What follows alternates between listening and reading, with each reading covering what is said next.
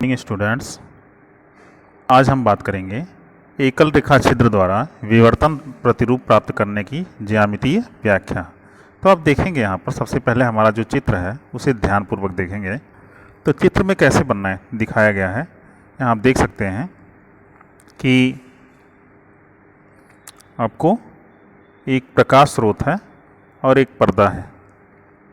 ठीक है, ये हमारा प्रकाश स्रोत है, देख रहे हैं इसे, और ये पर्दा है और इसमें बीच में एक स्लेट यानी झिर्री है। ये आपका ए बी एक झिर्री है। ठीक है भाई, ये दिखाया गया है। ठीक है, अब ये किस तरह का सेटअप है? ये फ्रॉनहोफर सेटअप है। इसमें देखा गया है कि स्रोत कहाँ पर स्थित है? अनंत पर स्थित है। और पर्दा भी कहाँ है? अनंत पर ही मान सकते हैं। अब आप इसके बीच में देखेंगे कि एक झिर्री है, यहाँ पर ये झिर्री है। अब इसे प्रकाश को क्या करते हैं? समांतर करने के लिए इनके बीच में एक लेंस L1 रखा हुआ है और समांतर प्रकाश कहाँ फोकसित होती है? झिर्री पर। झिर्री पर जब फोकसित होती है, अगर प्रकाश के तरंग दैर्घ्य के बराबर छिद्र होता है तो दोनों दोनों किरणें क्या होते हैं? यहाँ से A से O पर और B से O पर पहुँचती हैं। तो इनके बीच में कोई कलांतर नहीं होता है, कलांतर नहीं होता है। ठीक है, कलांतर कैसे नहीं होता है? न पथांतर नहीं होता है। पथांतर की बात भी करते हैं, पथांतर नहीं होता है। कलांतर के बारे में बाद में बात करेंगे, पहले हम पथांतर की बात करते हैं। पथांतर का मतलब है ये रास्ता जो A से लेकर के L से लेकर के O तक जा रही है और B से लेकर के L से लेकर के O तक जा रही है। क्या ये दोनों दूरियां समान हैं? अगर एक डोरी रखकर हम इसे नापें तो क्या ये दूरी समान है? तो समान हम कहेंगे, हाँ बिल्कुल दूरी समान है, क्योंकि समान दूरी पर स्थित है। तो इस पर हम कहेंगे कि इसका जो पथांतर होगा वो कितना होगा? शून्य होगा। क्या होगा? शून्य होगा। लेकिन अगर हम बात करें कि B से लेकर के इस L से लेकर के P तक जा रही है, ठीक है, और B से लेकर के L से होकर के ये कहाँ तक जा रही है? P तक जा रही है, A से जा रही है। तो अब आप देखेंगे A से लेकर के P तक के चली गई दूरी क्या होगी? कम होगी। किसकी तुलना में?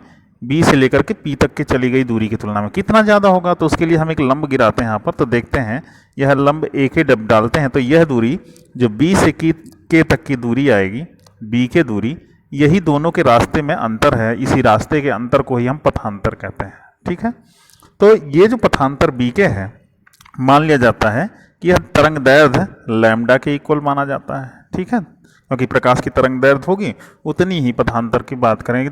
यानी अगर हम बात करें पथ में अंतर कैसे उत्पन्न होगा, वह तरंग दैर्घ्य की प्रकृति पर निर्भर करता है। ठीक है, तो अब हम देखेंगे इस पूरे सेटअप के बारे में। तो आपने देखा कि S एक सोर्स है, L1 एक फोकसित लेंस है और L2 दोनों एक फोकसित लेंस है, और AB क्या है? आपकी ये छिद्र है, रेखा छिद्र है, और इसकी पूरी गहराई कितनी है? आप देखेंगे स्मॉल e है, और यह थीटा एंगल बना रहा है यहाँ से। ठीक है, और ये P और O दो बिंदु हैं जो कि एक्स वाई स्क्रीन पर क्या प्रतिरूप को प्राप्त करने में सहायता प्रदान करते हैं। ठीक है, तो चलिए अब हम व्याख्या करते हैं किसकी?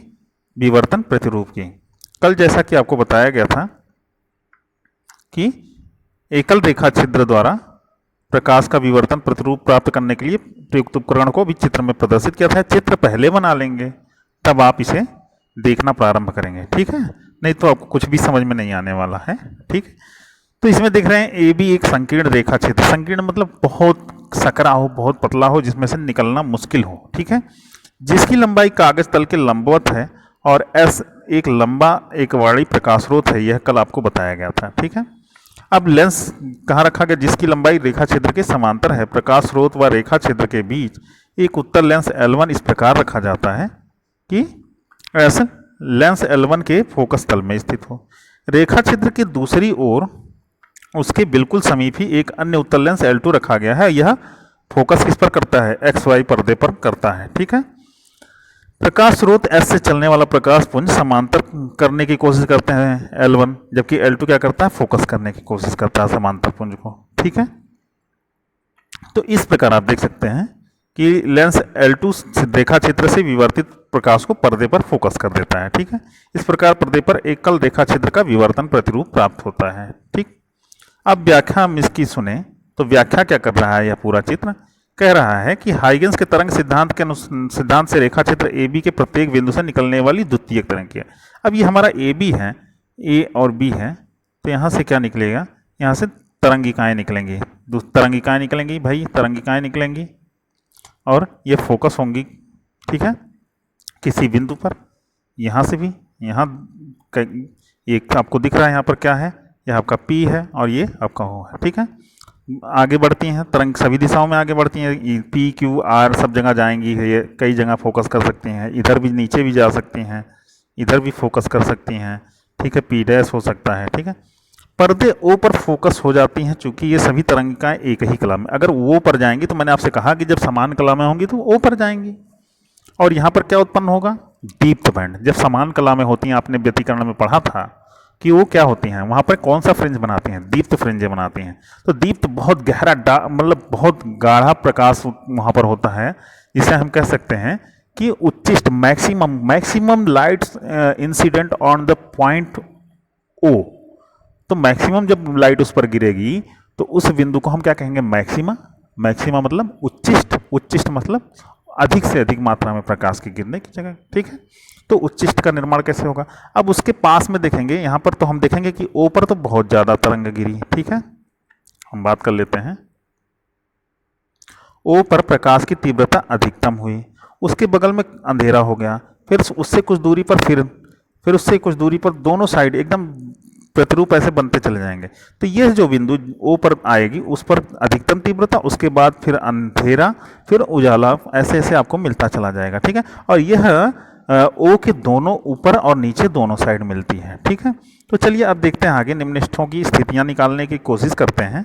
तो देखा, माना रेखा क्षेत्र AB जो है, AB से थीटा कोण पर विवर्तित होने वाली प्रकाश किरण कहाँ पर जाती है, आपको होगे कि P पर चली जाती है। क्यों भाई, ऐसे आपने देखा है कि लेंस से निकला प्रकाश और यहाँ से ऐसे समांतर आई थी, एक तो मुड़ गई इधर की तरफ और एक सीधे एकदम चली गई, ठीक है। तो O पर गई और एक P पर गई तो कितना कोण बनाएगी, देखिए यह जो कोण थीटा है वही इस कोण को भी हम नापेंगे, यहाँ भी थीटा होगी। बातें समझ में आ रही हैं। तो थीटा कोण पर क्या होती हैं, विवर्तित होती हैं, पर्दे के बिंदु P पर फोकस होती हैं। बिंदुओं A तथा B से बिंदु P पर पहुंचने वाली किरणों के बीच पथांतर ज्ञात करने के लिए आपको क्या करना होगा, एक लंब गिराना होगा, AK आपने गिराया, ठीक है। और ये बिंदु से दूरी कितनी होगी पथांतर, BK होगी, ठीक है।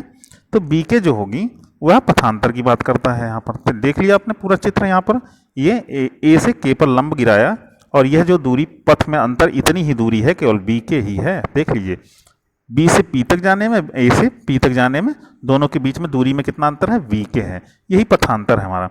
अब इसी में हम बात करें कि साइन थीटा निकालें, साइन थीटा निकालिए। तो sine theta is equal to कितना होगा, साइन थीटा बराबर क्या होगा, यह कोण तो हमारा कौन सा है, आप देखेंगे यह 90 अंश है, ठीक है, यह 90 अंश है। तो कर्ण कौन सा होगा, ये हमारा AB, ठीक है, और लंब कौन सा होगा, BK, ठीक है। तो BK बटे कितना हो जाएगा, BK लंब बटे कर्ण AB, ठीक है, ठीक है।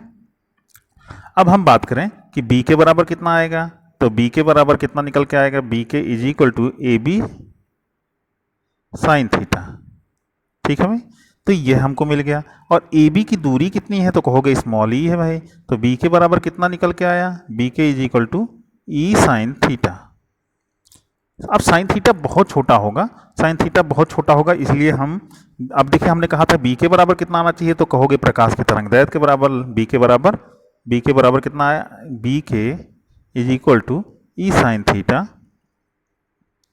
इज इक्वल टू, यहाँ पर आप देखेंगे क्या होगा कि ये BK जो है वो किसके बराबर है, लैम्डा के बराबर है। Lambda is equal to E sine theta. अब यही हम बात कर लें कि ये जो साइन थीटा बहुत छोटा, इसे हम थीटा मान लें, और यहाँ पर पहला दूसरा तीसरा ऐसे P Q R ऐसे जाता जाएगा, पहला दूसरा तीसरा मिलता जाएगा, इसलिए इसे हम इसे क्या लिख सकते हैं, M लैम्डा लिख सकते हैं। M इज इक्वल टू कहाँ से लिख सकते हैं, 1 2 3, 1 2 3, क्योंकि जीरो क्यों नहीं लिख सकते, जीरो पर तो हमें उच्चिष्ट मिल रहा है, ये हमें कहाँ मिलेगा, निम्निष्ठ मिलेगा। तो प्लस माइनस आपको क्या मिलेगा यहाँ पर, प्लस माइनस M लैम्डा, क्योंकि ऊपर भी प्राप्त होगा और यही चित्र यहाँ पर भी हमको प्राप्त होगा भाई, ध्यान रखिएगा, ठीक है। यहाँ P डैश प्राप्त होगा, ठीक है। तो इस प्रकार से M lambda is equal to E theta हम रख सकते हैं। अभी हम इसके आगे भी बात करते हैं, तो ध्यानपूर्वक देखिए, यही काम हमने क्या कर दिया यहाँ पर कि B के बराबर हमने लैम्डा मान लिया, प्रकाश की तरंगदैर्घ्य है, और रेखा क्षेत्र AB की चौड़ाई E है, तो हमने साइन थीटा बराबर BK बटा AB निकाला और B के बराबर AB साइन थीटा निकाला, ठीक है। इस प्रकार हम देखेंगे कि B K is equal to E sine theta आया। अब हमने कहा कि यहाँ पर क्या कंडीशन आएगी, यह जो हमारा पहला निम्नलिखित होगा लैम्डा बाई 2 पर होगा। लैम्डा बाई 2 पर क्यों होगा, क्योंकि यहाँ पर देख रहा है कि ए बी को हमने दो भागों में तोड़ रखा है, ठीक है, ए से सी तक का और सी से बी तक का, इसलिए ये यहाँ तक का तो लैम्डा बाई 2, यहाँ तक का लैम्डा बाई 2 और यहाँ तक का कितना होगा लैम्डा बाई 2, ठीक है। तो इस तरह से हम देखेंगे कि अब पथांतर हम कितना लेंगे निम्नलिखित के लिए, लैम्डा बाई 2 भी पहुँचने वाले को जो है वो पथांतर होगा, वहाँ पर हम बात करें अगर इस तरह से हमारा प्रकाश बीचों बीच से भी जोड़ा जाए तो, ठीक है। अब हम बात करेंगे यहाँ पर कि प्रथम निम्नलिखित प्राप्त होगा, तो यहाँ पर बी के इजिकल टू पहले हम लैम्डा की बात कर रहे थे, जो पथांतर हमारा टोटल लैम्डा था उसके लिए हम निम्नलिखित के लिए फॉर्मूला निकालते हैं, तो e sine theta is equal to lambda. और अब हम बात करेंगे कि b के बराबर अगर हम दूसरा तीसरा चौथा निम्नलिखित प्राप्त करें तो m का यूज़ करेंगे, जनरल फॉर्मूला लेंगे। अब हम देखते हैं कि साइन थीटा बहुत छोटा है इसलिए हम इसे थीटा लिखते हैं, तो E theta is equal to M lambda लिखते हैं प्लस माइनस। प्लस माइनस क्या रिप्रेजेंट करता है, प्लस माइनस ये रिप्रेजेंट करता है कि हमारा जो ओ बिंदु है ओ के इधर भी पैटर्न बनेगा और ओ के इधर, तो ये हमारा ऊपर वाला प्लस होगा, नीचे वाला क्या होगा माइनस होगा, ठीक है। इस प्रकार से आप देख सकते हैं कि थीटा इज इक्वल टू क्या आएगा general formula plus minus M lambda बटे ई, ठीक है, ये थीटा। अब पहला निम्नलिखित किस कोण पर प्राप्त होगा, थीटा 1, थीटा 2, इस तरह से थीटा 3, ठीक है। तो यह आपका जनरल फॉर्मूला होगा। कल उच्चिष्ट के बारे में हम बात करेंगे, तो आज के लिए इतना ही, धन्यवाद।